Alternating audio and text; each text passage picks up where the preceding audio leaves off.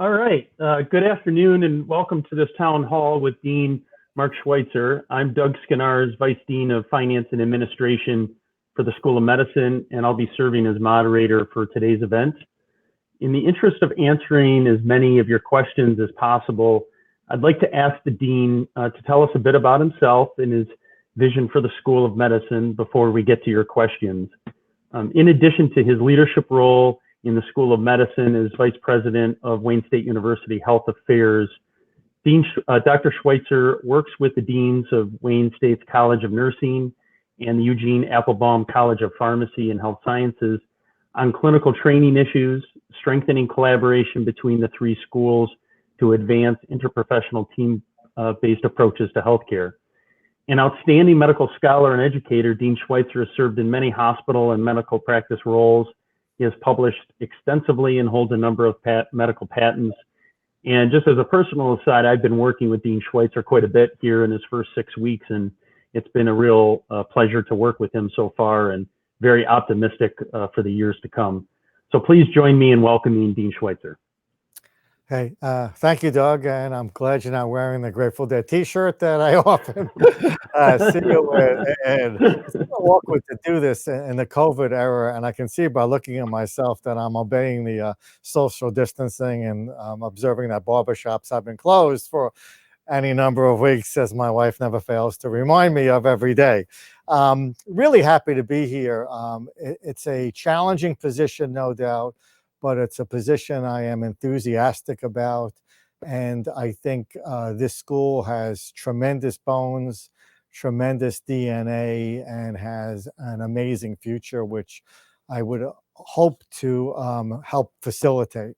For those of you who haven't met me, since I talk like Tony Soprano, you can kind of know that I am a native New Yorker, although I spent the bulk of my adult life outside of New York. I am a diagnostic radiologist, which many people find is an odd choice for a dean, but I like to believe that radiologists have contact with almost all medical specialists, and we do a lot of basic science research. So we're fairly both well-grounded as well as kind of diffusely interacting and interrelated to all the various components that make up a medical school.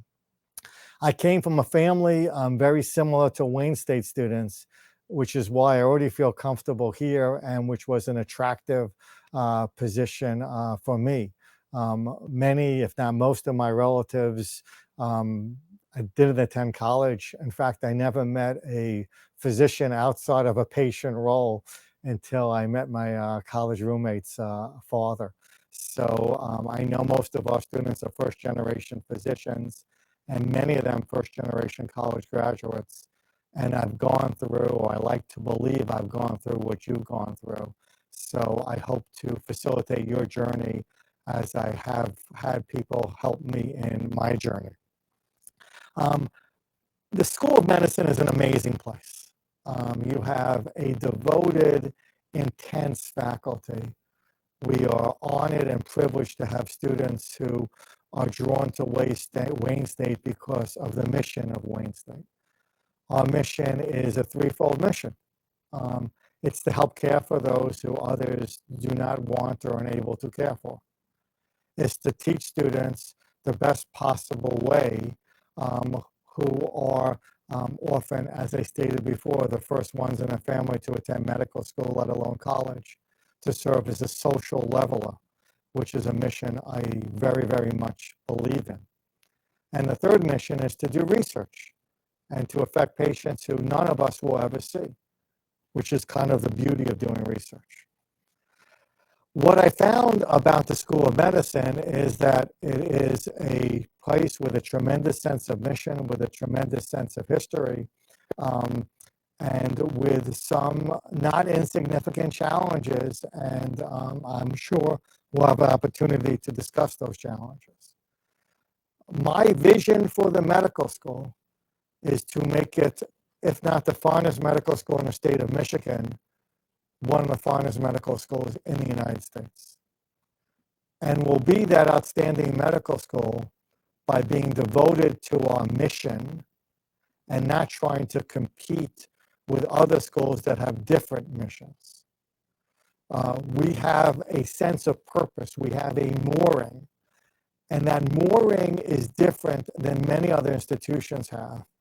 And it is an absolute strength of Wayne State.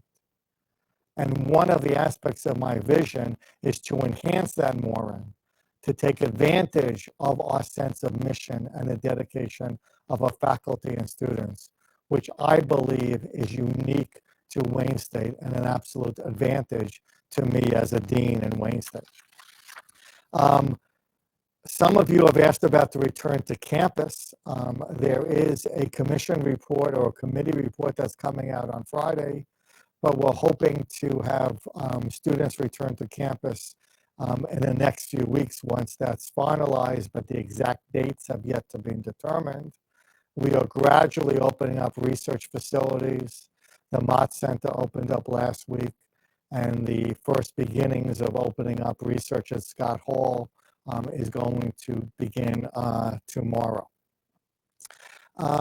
Half of the medical student education is preclinical, which is a term I don't particularly like because I believe the work that all of us do, whether it's in the classroom or in the clinic, is clinical medicine, whether the practice or the teaching of clinical medicine. But our clinical campus, our main clinical campus, for more than 100 years has been the Detroit Medical Center. The Detroit Medical Center has historically provided an intense educational experience, which was and is the heart and soul of Wayne State. That roll up your sleeves, get things done experience that really defines the Wayne State warrior student mentality. That relationship with the DMC has undergone strains, I think, over the last decade. But regardless of those strains, it is the foundation of our educational experience. I believe overwhelmingly we have a good relationship with the DMC. I believe it will be an important foundation of the school going forward, but won't be the only foundation of the school going forward. It will be a cornerstone, but among other stones that form the foundation of the clinical experiences of Wayne State students and faculty. Now, related to that, many of you probably have seen articles about conflicts with Children's Hospital and with many faculty who were formerly members of the Wayne State School of Medicine. Without getting to the minutiae of those disagreements, I'll tell you the three commitments that we have. The first commitment is that education of our students will never be impinged upon by any of these issues. That our Wayne State students will receive as excellent training in pediatrics as we can possibly provide. Number two is that we are committed to the citizens of Detroit and to provide pediatric care to those citizens, particularly those in the most need. And third, that we have to, and I have to ensure not just this generation of medical students, but the next 10 or hopefully 20 generations of medical students have as optimal an education as they possibly can. And to do that, we need to make sure that in all situations, we have plans A, B, C, and D. And I go to sleep every night thinking about what those plans should be, not just for pediatrics, but for all our clinical and all our preclinical training. Because I wouldn't be fulfilling my responsibility if I wasn't thinking about that at all times. Now, many of you probably, or some of you saw the recent announcement, recent meaning in the last hour to hour and a half, of a potential relationship between Michigan State University and Henry Ford Hospital. And notably, Henry Ford Hospital is one of our major clinical campuses. I've had discussions with the Henry Ford leadership beginning on Sunday and extending to this morning. And although I am, and President Wilson is, disappointed in this relationship, I can assure the students and faculty of three things. Number one is Henry Ford will continue to be an active, major clinical partner to Wayne State University, and they have committed to maintaining the same 100 students that we send them for the foreseeable future. Number two, that many of the Henry Ford staff have faculty appointments at Wayne State and take active roles in our leadership and our committees, and that they will continue to have and maintain those active roles and that important relationship for both partners. And number three, because I have a role, as Doug introduced, for the clinical aspects of the pharmacy and nursing schools, that our nursing students, our pharmacy students, and our allied health students will be prioritized at Henry Ford. And neither the medical students' clinical experience will be adversely affected, nor will any members of the health profession schools at Wayne State be adversely affected. I am optimistic that we'll continue to have this very close relationship with Henry Ford, regardless of the relationship that they form with Michigan State University. The other issue that didn't happen in the last day and has come to a head in the last 2 weeks since the tragic murder of George Floyd is very, very important for Wayne State because of our history and our commitment to the social determinants of health, is the racial disparities that have existed in our nation since its birth. The Civil War didn't end them, the protests of the 60s didn't end them, and it is tragic and tremendously disconcerting to me and probably to all of you that they exist to this day.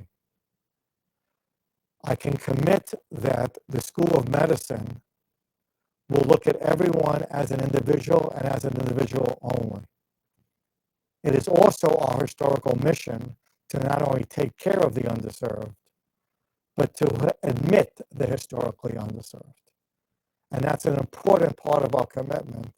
And I am committed to that both from an administrative and a financial point of view. And that the school and its faculty will not accept intolerance in any way, shape, or form.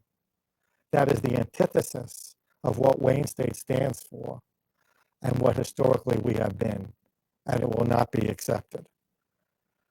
I want to leave enough time for questions because your questions are far more important than me speaking.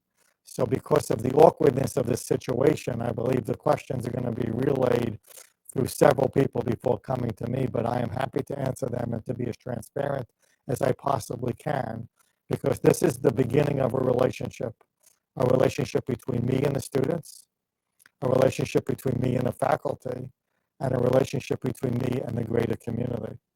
And I want to start out that relationship by being as honest and transparent as I can. Thank you, Dean Schweitzer. We're going to get started with questions. Before we do that, we're having a complication with the audio, and so we're going to take a very quick break here so that the audio can get fixed and then proceed with the questions. So we're going to take just literally a couple second break here and see if we can fix the audio.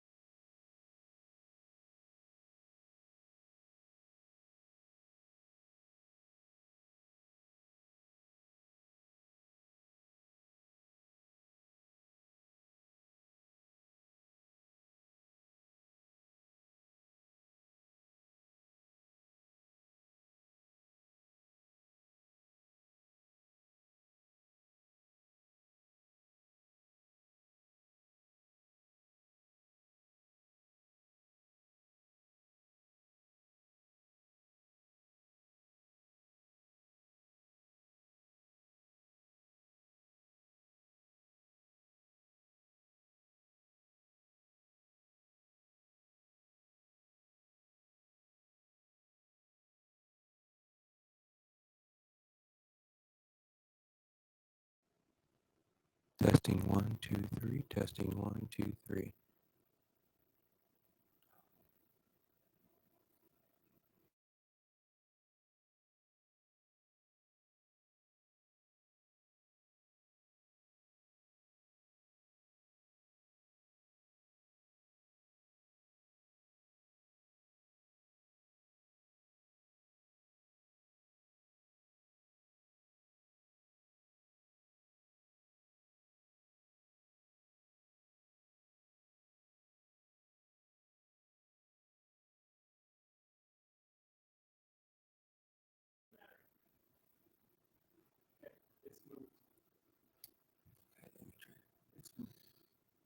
Testing 1, 2, 3. Testing 1, 2, 3.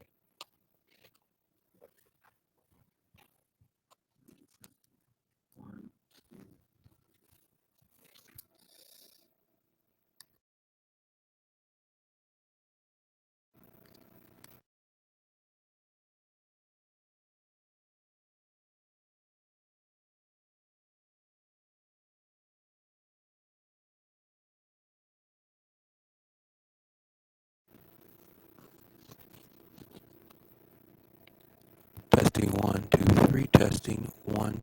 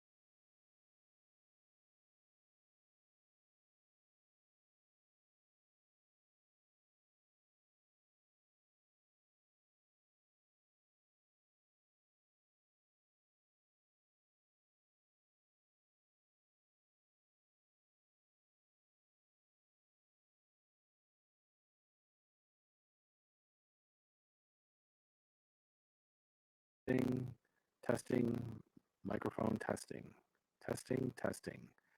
Continuing the microphone test. Internal microphone test.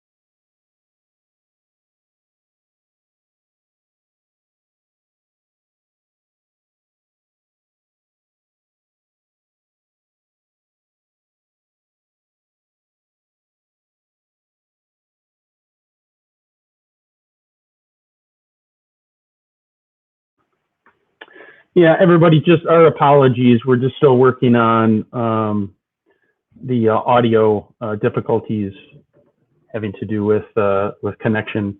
Sorry, it's an issue out of our control, but we're trying to fix it, and hopefully we'll be back on here momentarily.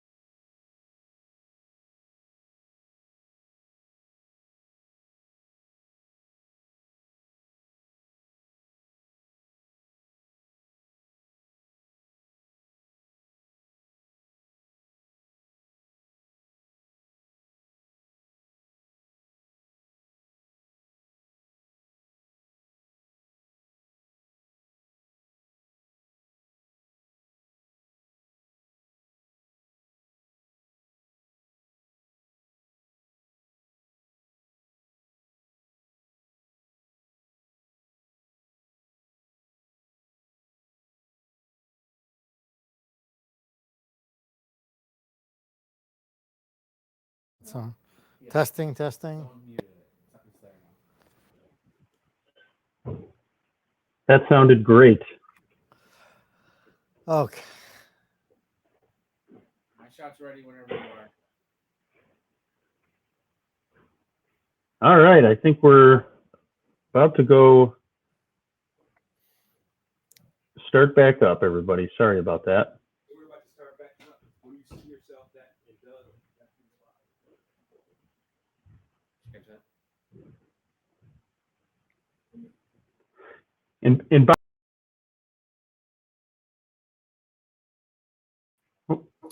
Okay. Houston, we have liftoff. Let's hope. I think D. Schweitzer, the one thing everybody's sympathetic about is technology issues, because everybody personally has been experiencing connection issues with Zoom and Microsoft Teams. So our apologies, everybody. So we're going to get started with the questions. Just to remind everyone, if you have a question, you can send it to through the chat, and please feel free to do so. We'll try to get through as many of them today as we can. First question. I know you've only been in office for 6 weeks. I know it's already felt like 6 years in some ways, in a positive way. There's a lot to tackle. But what are your immediate priorities right now for the School of Medicine? Okay, so I guess 6 dog weeks would be the way I would phrase it, if anyone gets that. Okay, I think the first priority is to solidify clinical relationships, so I can guarantee that for the next 5 to 10 years, we have adequate clinical placements for students, assuming any one part of the system fails for whatever reason. So I've been investing a lot of time to make sure that we develop and continue as many educational opportunities for our students as we possibly can.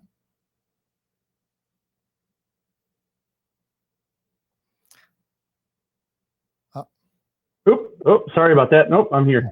So I know part of that is about learning communities, medical school learning communities.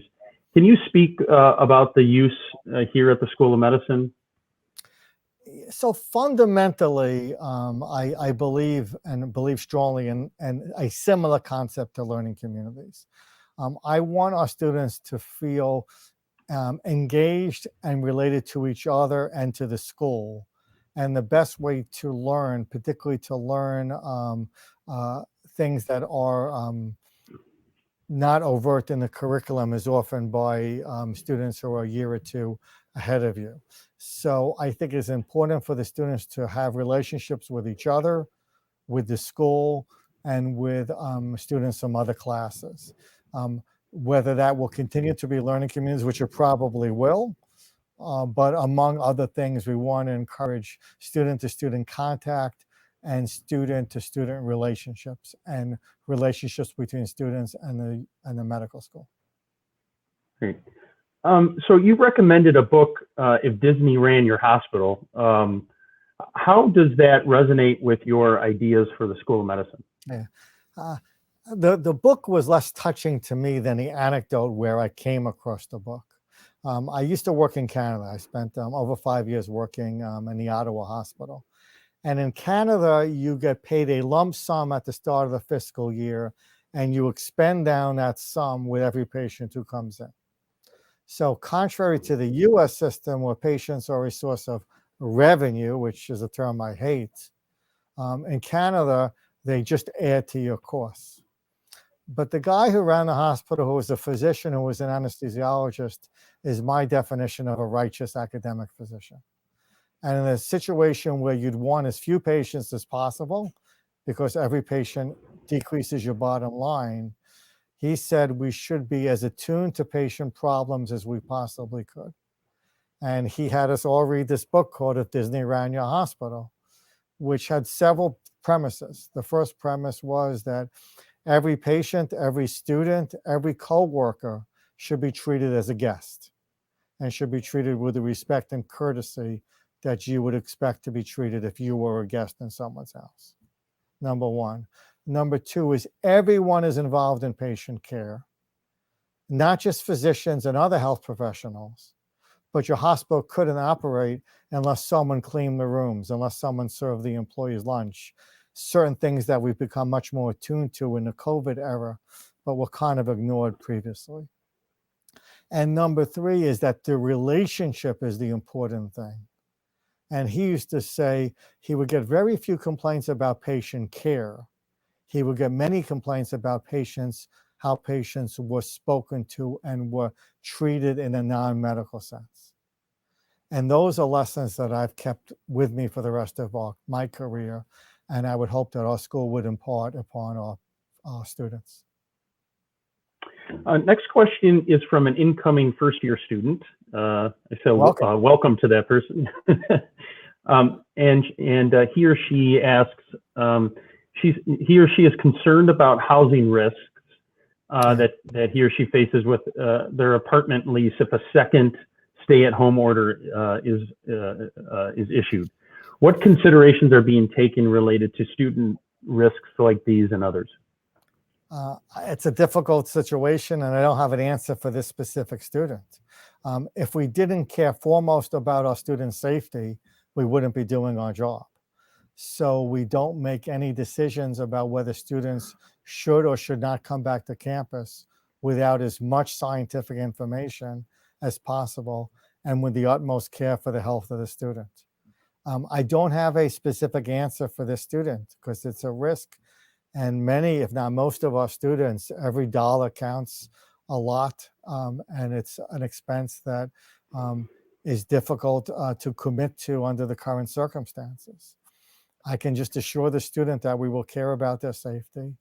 And I can assure them that being on campus when it's safe is a really enriching, educationally and intellectually rich experience.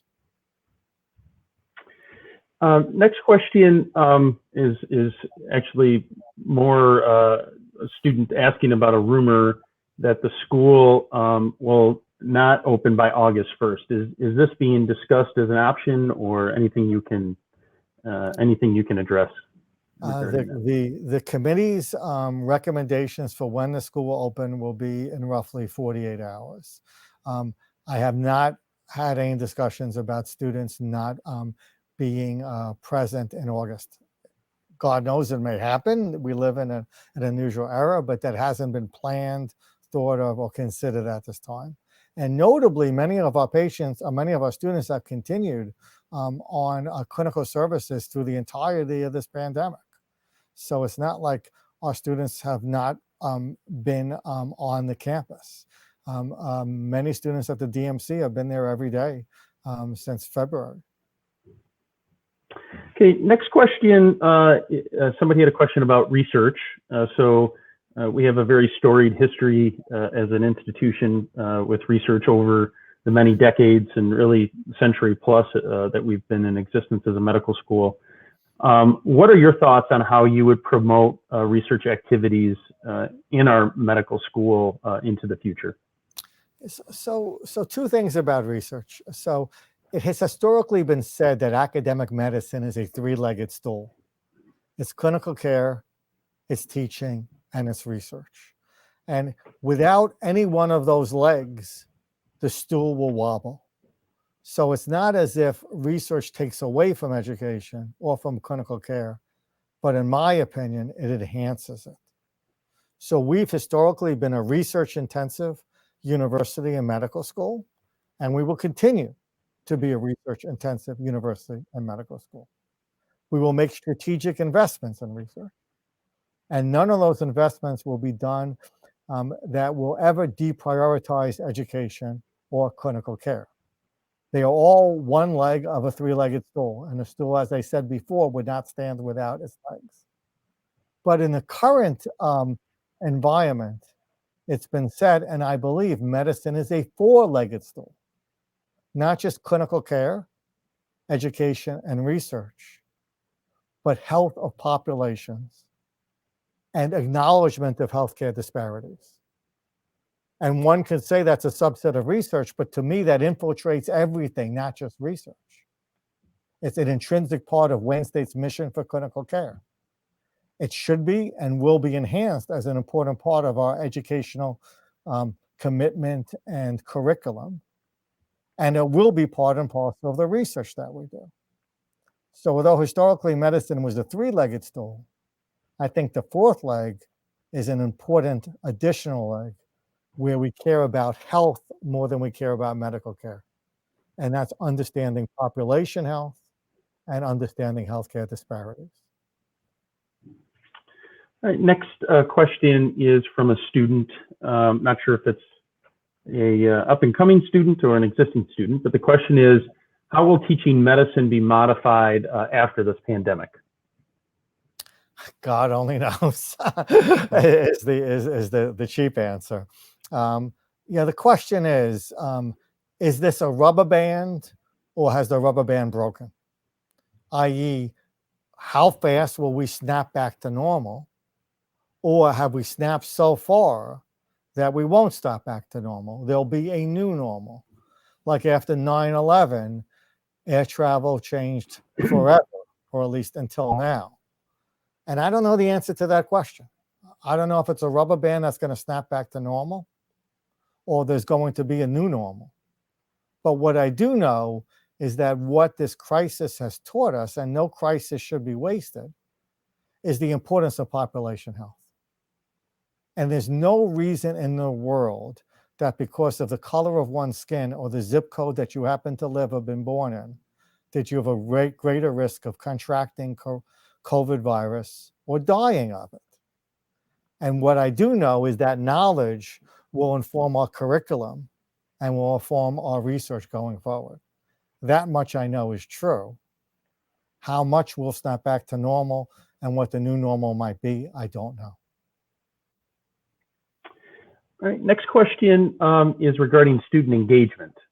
What specifically does that look like to you? What ideas do you have for successfully increasing student engagement?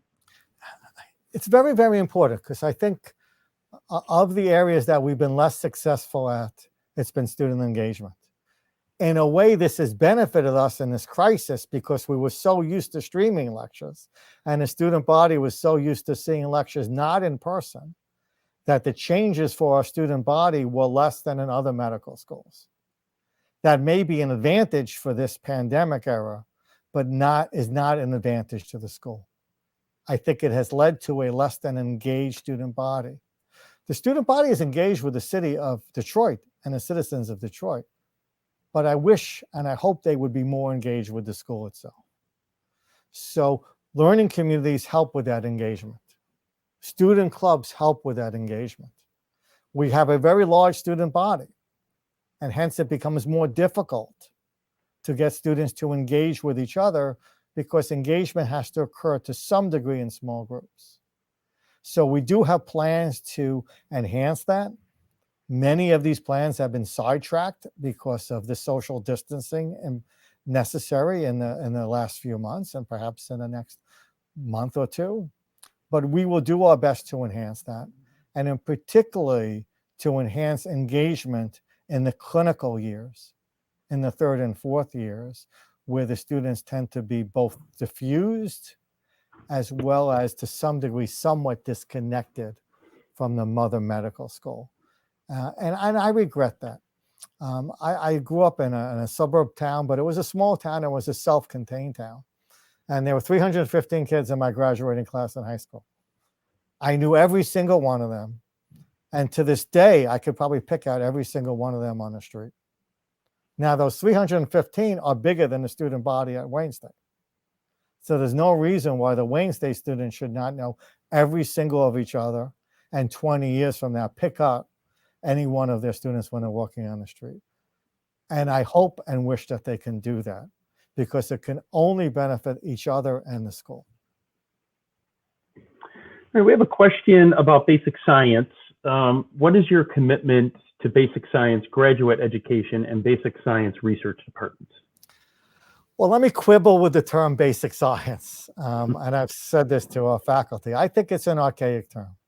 I don't think anyone in the medical school either teaches, researches, or receives a graduate degree in basic science. They research, teach, and receive a degree in some form of translational science. Now, that may not be purely clinical science, but it is not that distinct from clinical science as the term basic science would intimate. It is an important part of the medical school to do research. It is an important part of the medical school not only to train medical students, but to train master's students and PhD students. One, just like research does not work to the detriment of clinical care, graduate education in medicine shouldn't take away from graduate education in science. And I am committed to both, and I would like to say equally committed to both. But I just don't like the term basic science. What does your admissions committee currently look for in a potential medical school student? I'm assuming this is maybe coming from a prospective student. Is this different from what you would like in the future, and how would this be reconciled? I don't know much of what they look for in a student now. I believe they are more than reasonably holistic in what they look for in students. But what we should look for is the diamond in the rough. We should give the opportunity to someone where others can't see that opportunity. Because if you're at the top of your class from a top institution in the United States, you don't need Wayne State, and Wayne State probably wouldn't benefit you. But if you are uniquely skilled, intelligent, compassionate, communicative person that had some adverse circumstances in life that make their curriculum vitae and their application look less than perfect, that's the student that we should look for, because we should look for potential, not prior success. Okay. The School of Medicine has increased efforts with underrepresented minority students, evidenced by our increasing diversity of our medical school classes over the last few years, and also first-generation medical students. What is your vision for how to support these groups' emotional needs as they arrive? So I think Dean Smitherman runs an excellent office that deals with many of these issues. They are difficult issues for any disadvantaged student, whether they be disadvantaged economically, disadvantaged culturally, disadvantaged because of their zip code, or disadvantaged because of the color of their skin or the accent that they have.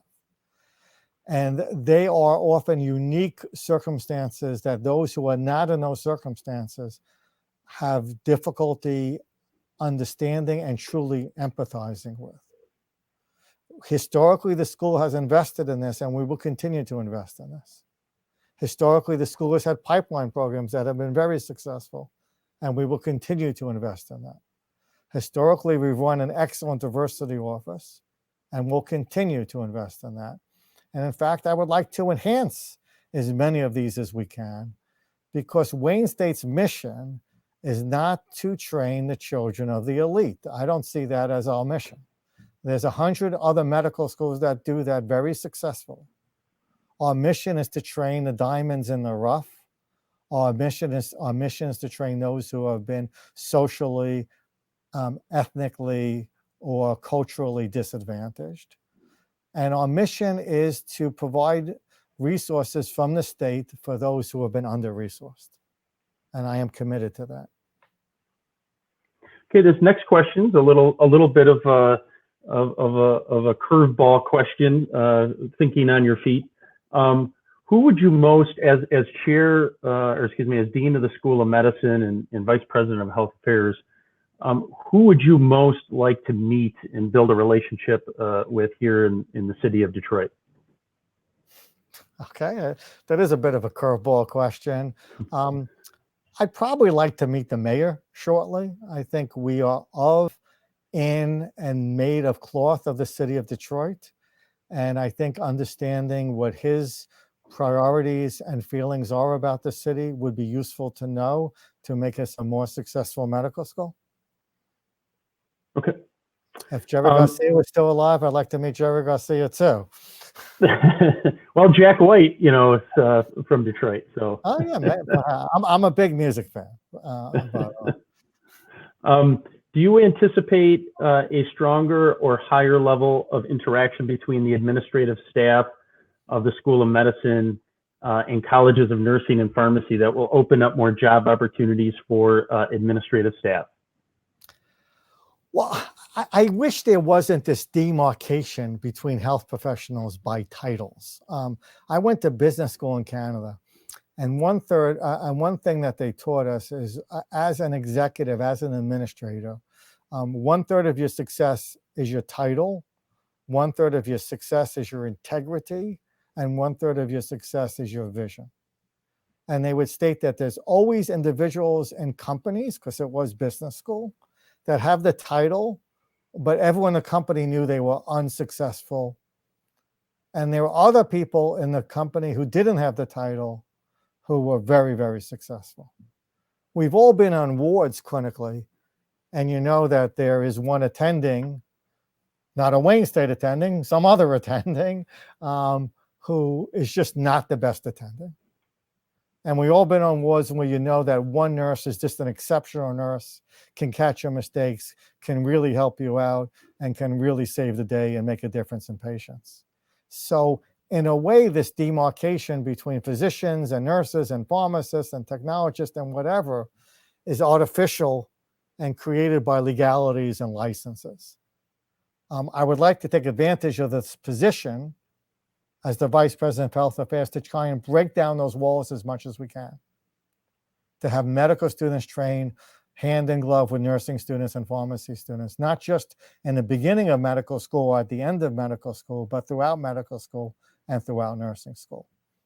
And when I also like to break down some of these artificial barriers between these schools and have faculty jointly appointed. And we already have some support staff, particularly in legal, who form tasks for several of the health profession schools. So the short answer to the question is Wayne State should be a leader in population health and should create the next generation of health professionals.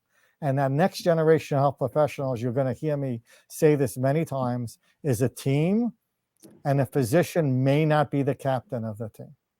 We have to inculcate that into all our students from the first day of school. This is a question from a research faculty member regarding the research mission. There's been discussion or rumor that future research appointments in the School of Medicine will potentially may change, and that tenure may change between and appointments may change between basic science and clinical departments. Is there anything that you can address related to that? Well, it won't change. If there's a change of tenure, that's part of the collective bargaining agreement. And the collective bargaining agreement states that clinical departments can have fractional tenure, and the historical basic science departments cannot have fractional tenure. And I believe in rules, and I will follow the rules of the collective bargaining agreement. But I do believe, as stated earlier, that the term basic science to some degree is an archaic term, that most of the science that people do in basic science is translational science. And we will invest more in translational science with the limited resources that we have. I have a question from an incoming medical student. Step 1 becomes pass-fail. Will the curriculum or dedicated study time change? Do you think step 1 becoming pass-fail will impact the placement of Wayne State School of Medicine students into competitive residencies? Yeah, it's an interesting question. And, you know, I can guess, I can hypothesize, but it's just a guess and a hypothesis. When I took step 1, it was pass-fail. You received a grade, but no one else ever saw your grade. So it's not a huge historical change. It's a change from the last 10 to 20 years, but not a change in the history of medicine.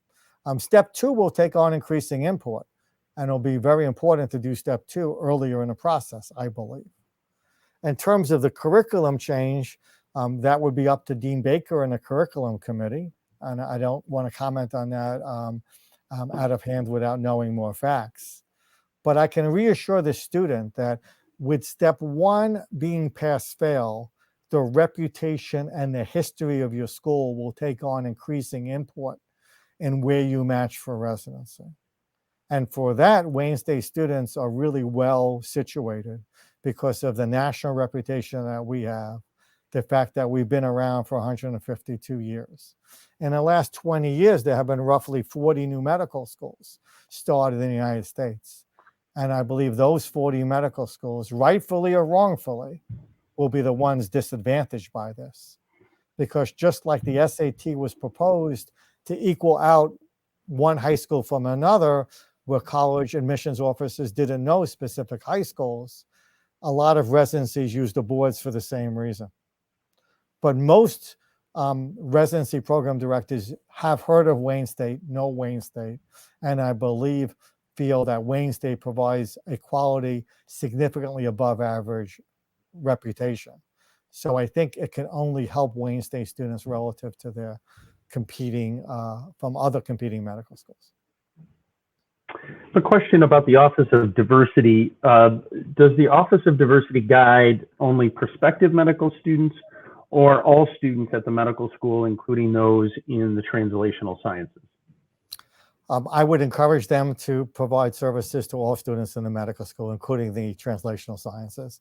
I believe they do. If they don't, I'm sure they will. If they don't currently, I'm sure they will.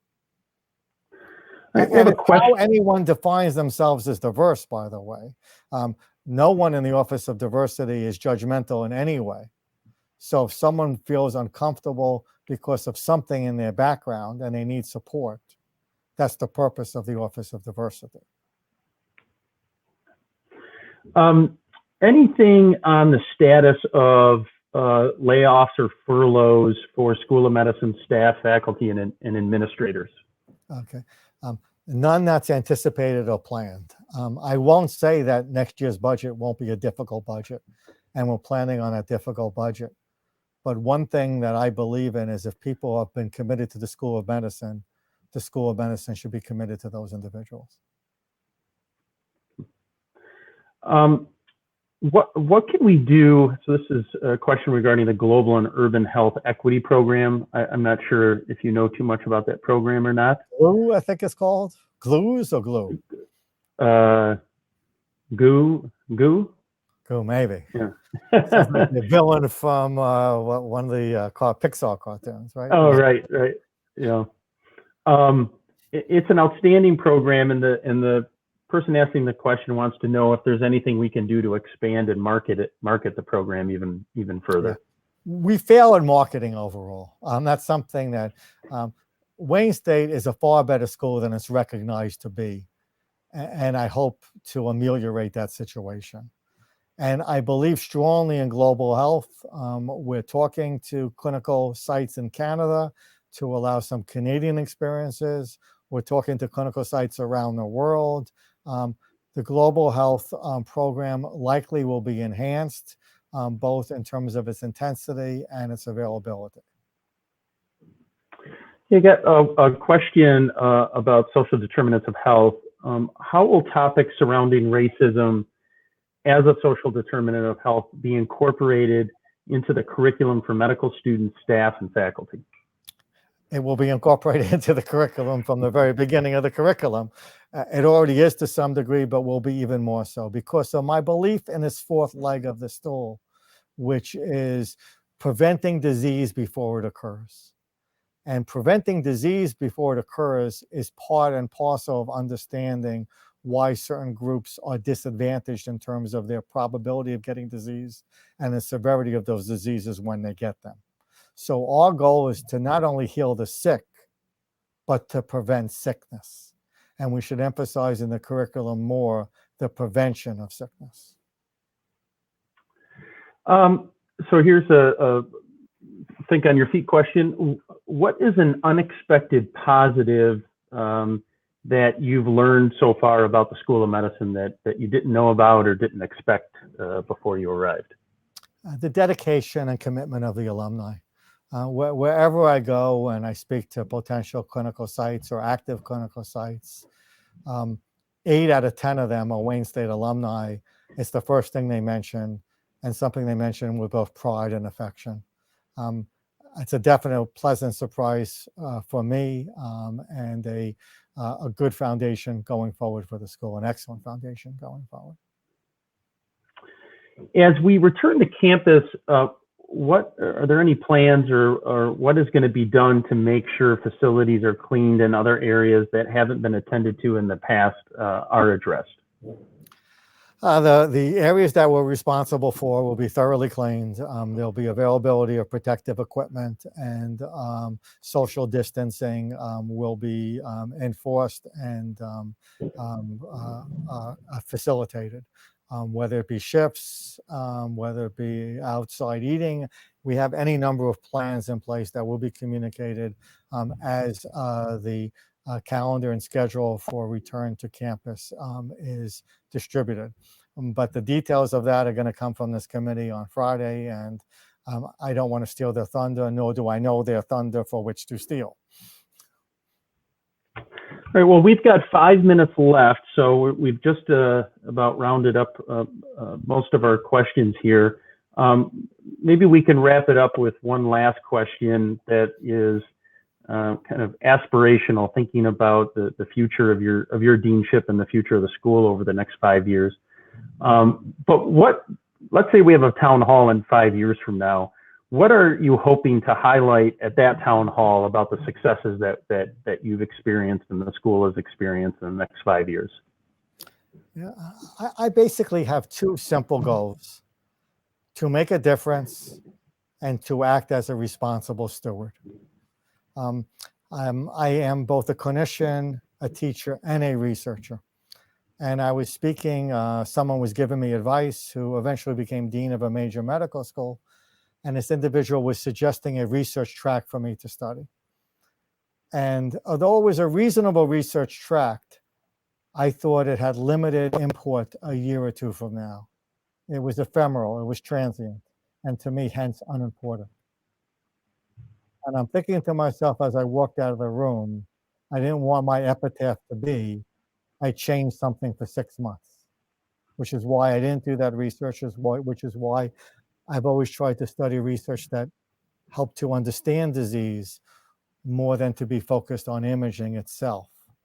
So if I wanted to look at my epitaph, if you will, would be to have made a difference, to have made the school better because I was here, and to have been a judicious steward of the school so the next person who's in my shoes has an easier time in his or her stewardship.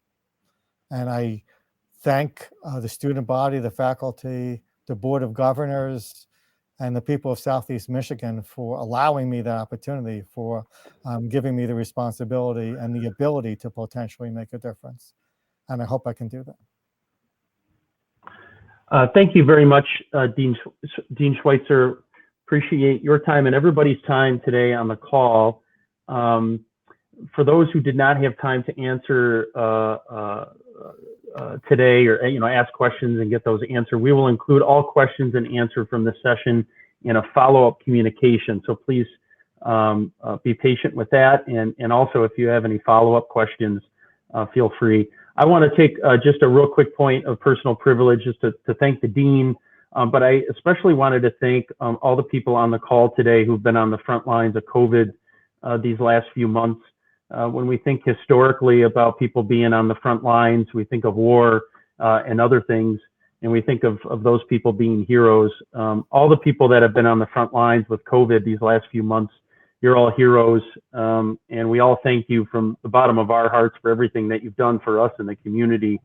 And as we move forward together, we'll never forget that dedication that you've shown to all of us, and we'll do everything we can to return that gratitude. So thank you everybody on the call today. Thank you for your patience through these difficult times, and we look for greater days to lie ahead. Thank you everybody, and thank you, Dean Schweitzer. And thank you, Doug, and thank you, AV staff, for making the best of the circumstances. Thank you. Bye everybody.